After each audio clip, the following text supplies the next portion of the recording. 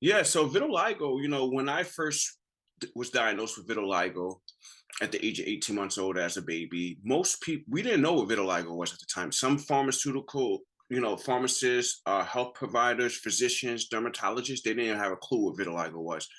I don't think my mother got an answer to I turned 5 years old.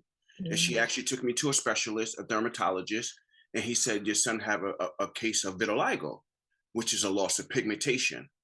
And my mother, when I first was losing pigment on top of my forehead, my mom thought it was just a tiny pimple that was deformed. And then overnight, my skin changed, just like my skin changed, just like that. It was just pitch white, you know.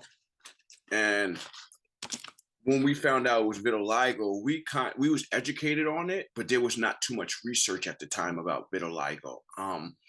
We just said it was a birthmark or a beauty mark, just growing up, just saying it. I knew what it was. My mother knew what it was. Society at the time didn't know what vitiligo was.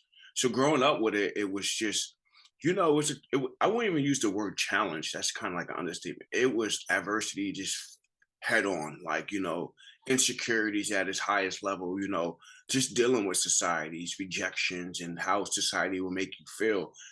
Even as my mother, she would instill these powerful words into me. At the time, I was too young to really articulate it, to understand that I was beautiful, I was wonderful made, and all the wonderful words that she helped me with to build my self-esteem. But soon as I step out them doors or go to school for the first time, my classmates had a different answer for me, like, dude, what happened to your face? Or who erased the other side of your face?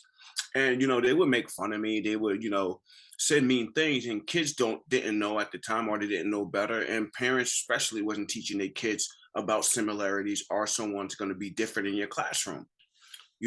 This is why I go hard at advocating about vitiligo, or not even vitiligo. Just it's bigger than my skin. It's really, changing the narrative and helping empower others to overcome their insecurities and fears, no matter what they may look like.